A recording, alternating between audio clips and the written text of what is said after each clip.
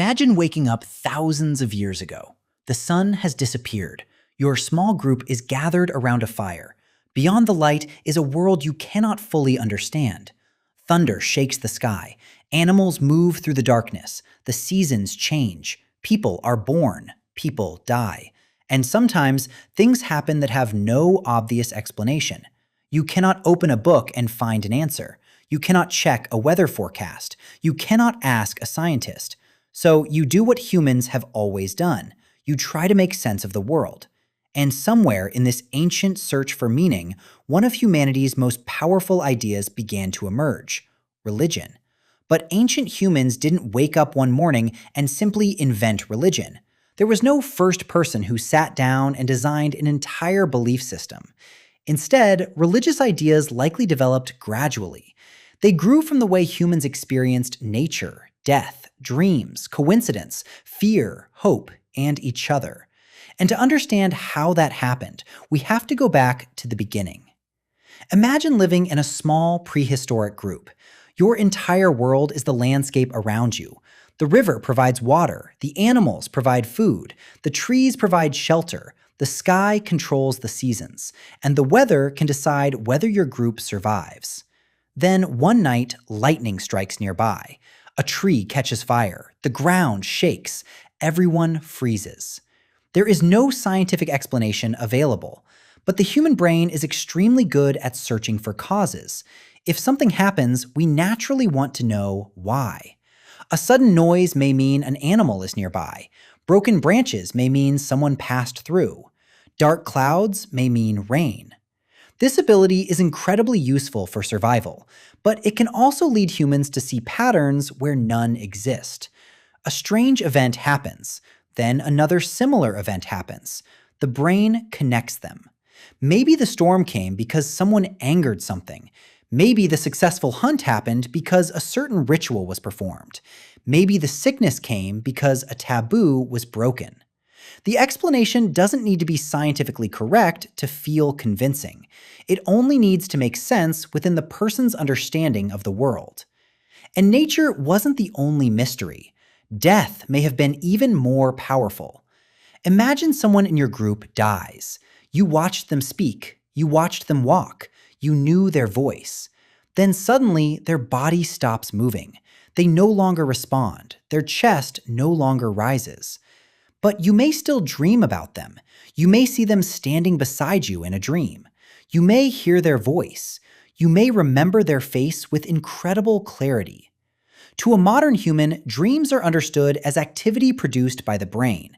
But without that knowledge, dreams could feel like something else. Perhaps the dead person was still somewhere. Perhaps they had another form of existence. Perhaps death was not the end. These ideas could become the foundations of beliefs about spirits, ancestors, or an afterlife. Archaeology gives us clues that death became meaningful to ancient humans very early. Some prehistoric burials appear deliberate. Bodies were placed in particular positions. Objects were sometimes buried with the dead. Red ochre was used at some burial sites. We cannot know exactly what these actions meant to the people who performed them, but deliberate treatment of the dead suggests that humans were doing more than simply abandoning bodies. They were assigning meaning to death. And meaning is one of the foundations of religion. Another powerful source was nature. Ancient humans depended on forces they could not control. Rain could bring life. Drought could destroy food. The sun provided warmth and light. The moon changed the appearance of the night. Rivers could provide everything a group needed, but rivers could also flood. Fire could cook food. Fire could also destroy a shelter. The same force could help you one day and threaten you the next. It is easy to imagine humans beginning to treat powerful natural forces as if they had intentions. The storm is angry. The river is dangerous. The sun is generous. The forest is watching. These are not scientific descriptions. They are human ones. We naturally understand the world through agents, intentions, and relationships. And if something powerful seems to influence your survival, Treating it as an agent may feel more intuitive than treating it as an impersonal physical process. This doesn't mean ancient humans were irrational. Their brains were solving problems with the information available to them. If you don't understand atmospheric electricity, lightning is mysterious. If you don't understand infection, disease is mysterious. If you don't understand dreams, dreams are mysterious. Religion could provide explanations for mysteries that otherwise had no clear answer. But religion wasn't only about explaining things. It could also help people deal with uncertainty. Imagine a hunter preparing for a dangerous journey. There is no guarantee that the hunt will succeed. There is no way to know what will happen. A ritual might create a feeling of control. Perhaps the hunter follows a particular sequence before leaving. Perhaps they carry a special object. Perhaps the group performs a ceremony. None of these actions can guarantee success, but they can reduce anxiety. They create structure in an unpredictable world, and humans are deeply attracted to structure.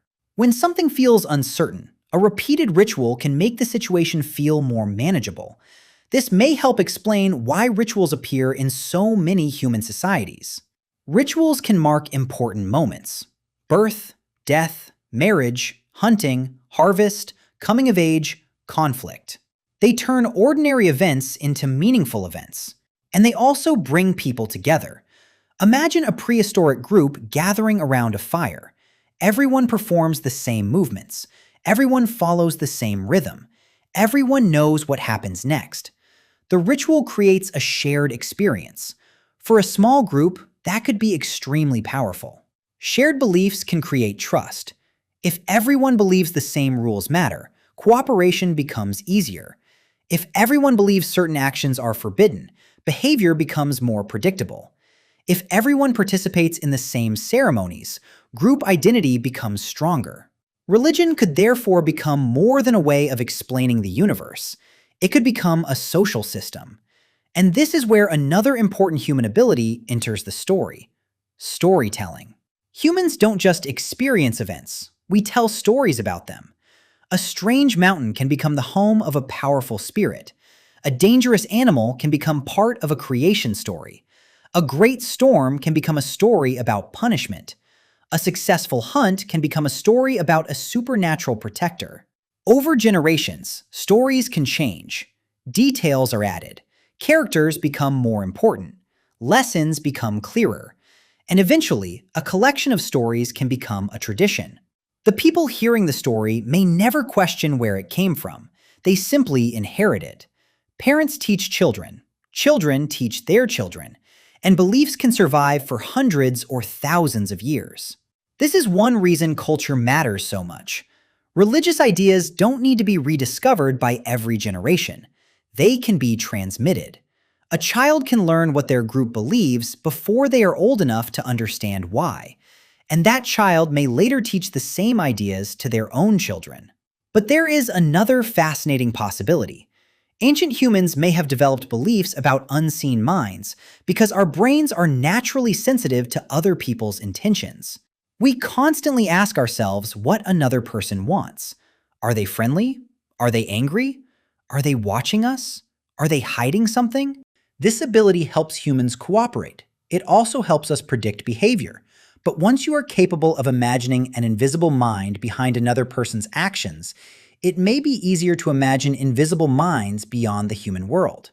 A spirit in the forest, an ancestor watching from somewhere unseen, a being responsible for the storm.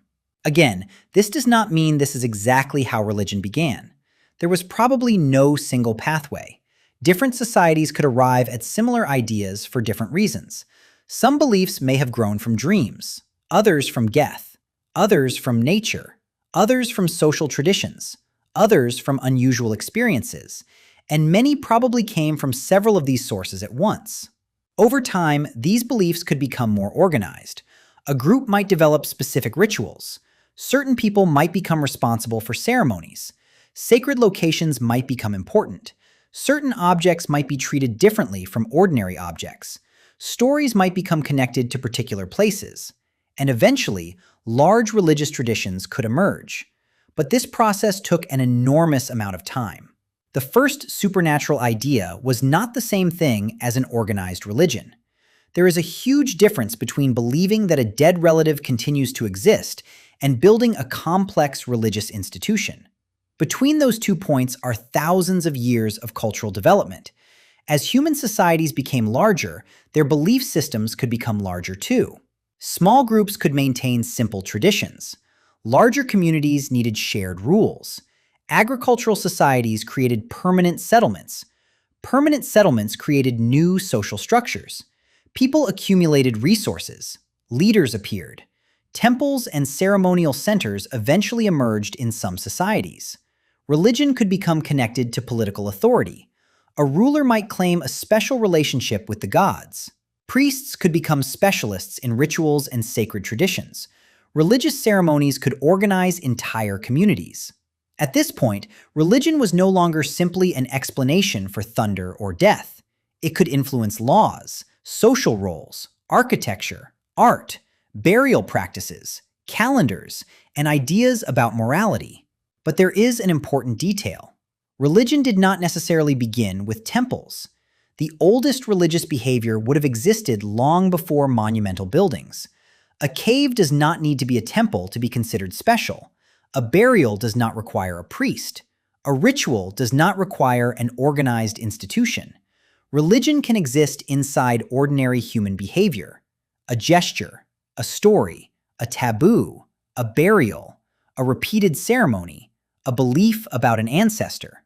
These small elements can eventually become something much larger.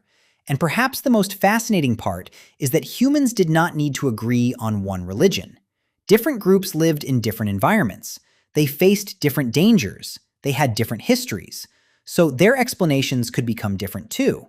A community living beside a river might develop traditions centered around water. A community depending heavily on hunting might create rituals connected to animals. Farmers might focus on rain, fertility, seasons, and harvests. Seafaring societies might develop traditions connected to storms and the ocean. The environment could influence the stories people told, but culture could also transform those stories in completely different directions. This is why ancient religions were incredibly diverse. There was never one universal ancient religion. There were countless local traditions. Some disappeared. Some merged, some transformed, and some eventually became major religions that still influence billions of people today. So, did ancient humans invent religion? In a sense, yes, but not in the way we usually imagine invention. Religion was probably less like inventing a wheel and more like building a language. No single person created it. No single moment produced it. Instead, countless human beings contributed tiny pieces over enormous stretches of time. A story here, a ritual there, a burial practice, a sacred place, a strange dream, a terrifying storm, a successful hunt, a question about death.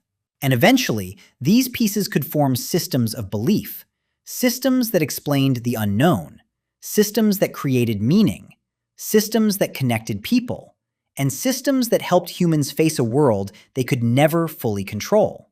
Perhaps that's why religion appeared in so many different forms across human history. Humans are meaning-making animals. We don't just want to survive. We want to understand what our survival means. We want to know where we came from, why bad things happen, what happens after death, why the world exists, and whether something larger than ourselves is watching. Ancient humans didn't have modern science to answer these questions, so they used the tools they did have: observation, memory, imagination, storytelling, ritual. And one of the most powerful abilities of all, the ability to believe that there is meaning behind what we experience. That's how religion may have begun. Not with one inventor, not with one moment, but with millions of human minds trying to understand an enormous, mysterious world. And once those ideas were shared, they could survive long after the people who first imagined them were gone. The stories could remain. The rituals could remain. The sacred places could remain. And generation after generation could add something new, until the simple questions of prehistoric humans became some of the most powerful belief systems in human history. Religion may have started with humanity's oldest question, why? And perhaps the most remarkable part is that we're still asking it.